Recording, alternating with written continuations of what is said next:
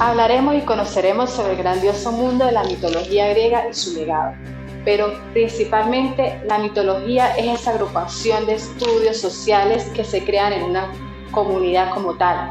Hablamos de cuentos, ficciones, historias, como podemos observar, que se crean y tienen un fin, un propósito: crear un bagaje cultural bien extenso.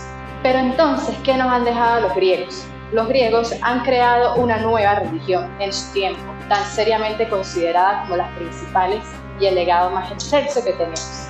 Veremos por qué.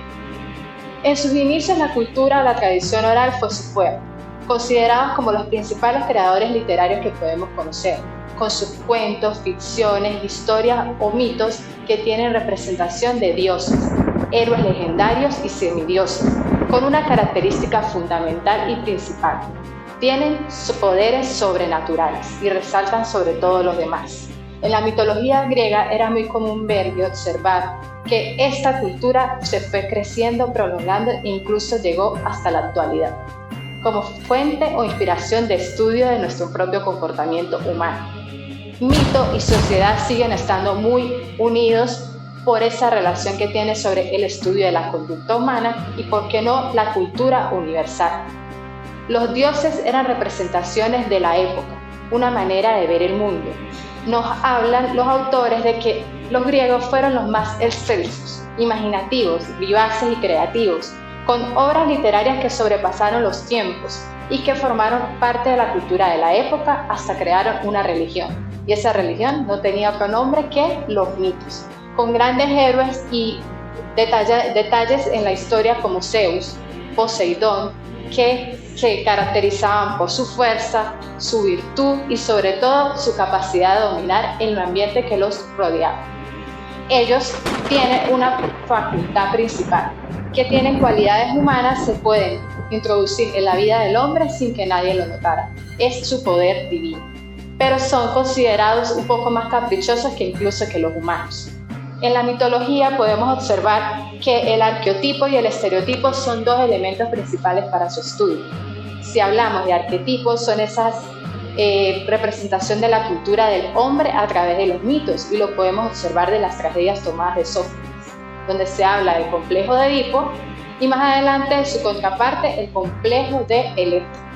Entonces, esos arqueotipos son representaciones del alma del hombre, del ser humano, y que están en nuestro consciente colectivo, pero que también forman parte de nuestro pensamiento.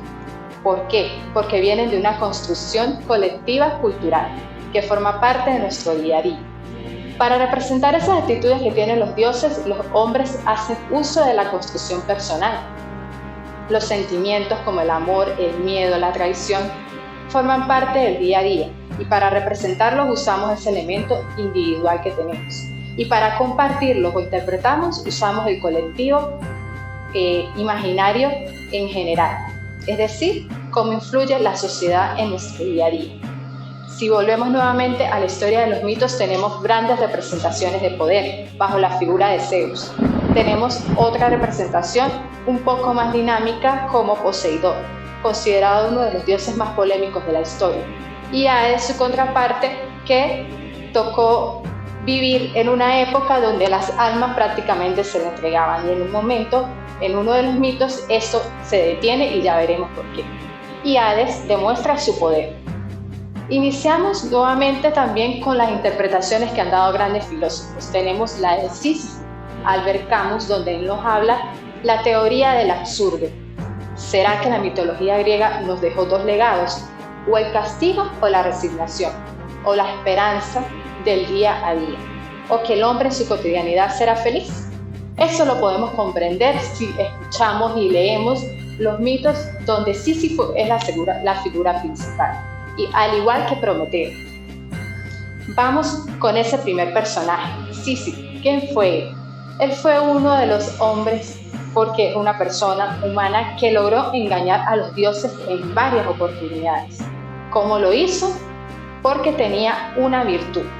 Puede llamarse persuasión, ustedes me dirán, o puede llamarse engaño o manipulación, desde el punto de vista donde ustedes lo quieran observar. Él fue víctima del secuestro de una de las ninfas, hija del rey de los ríos, Entonces ese rey, que ustedes se van a encargar de investigar muy bien, desea tener a su hija consigo, y Sísifo sabía quién la secuestró, quién más que el poderoso Zeus.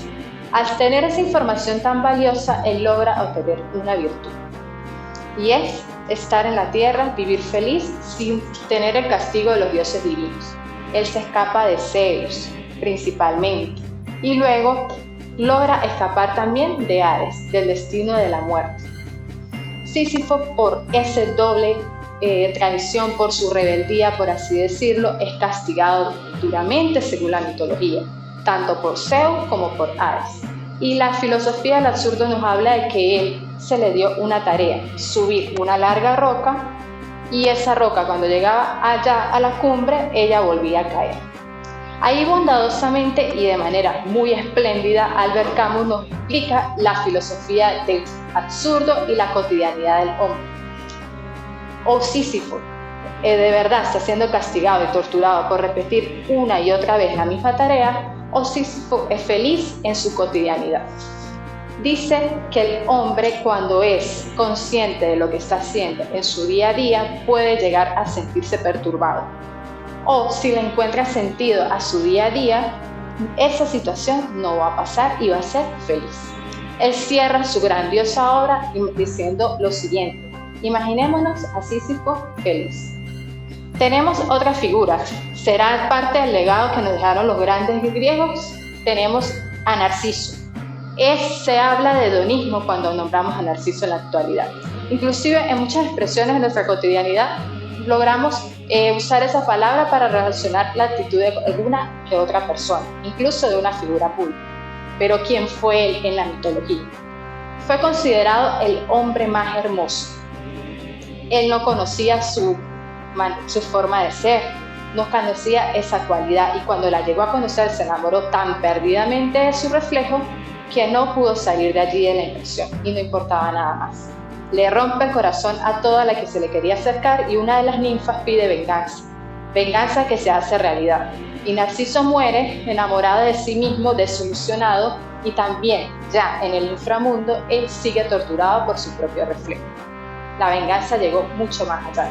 Una de las cualidades de los dioses es esa: cuando el castigo venía, nadie nos podía salvar de él. Entonces tenemos la tercera imagen, la tercera figura que podemos hablar. Prometeo, ese hombre que pensó en la humanidad, que hizo acciones para vernos bien a nosotros, se roba el fuego divino, pero sigue siendo castigado por eso. Porque sí, algo nos ha enseñado la mitología, es que las personas no pueden escapar de su destino. Aunque quieran hacerlo, él irremediablemente se va a hacer realidad. Por eso existe el oráculo de Delfos, una de las palabras que podemos investigar para interpretarlo. O si nos vamos un poquito más allá, tenemos el origen de Zeus como Dios supremo de los cielos, cuando se enfrenta a su propio progenitor. Hay varias versiones, porque la cualidad de la mitología es que ella cambia por ser oral o por tener esa virtud de tradición o cultura que se transmitió a través de los pueblos, y que claro, se consiguen evidencias de que fue una realidad para ese tiempo en la arqueología, en la pintura, pero hay varias versiones. Recordemos una de las principales que tenemos sobre Zeus, que él logra engañar o vencer a su propio progenitor, que como el oráculo le dijo que él iba a ser derrotado por uno de sus hijos, él, para evitar ese destino a costa de lo que fuese, decide comérselos. Cada vez que su esposa tenía un hijo de él lo eliminaba y se los comía, pero como cosas de la mitología, ellos no morían, ellos quedaron encerrados en el estómago de su papá. Y entonces Zeus los libera, porque Zeus fue escondido por su mamá y lo libera. Y entonces ahí es donde se crea la guerra, empieza la titanomaquia, empieza la gigantomaquia, y Zeus se hace Dios supremo. ¿Quién es Zeus? El Todopoderoso. ¿Se equivoca? La mitología nos lo muestra que sí.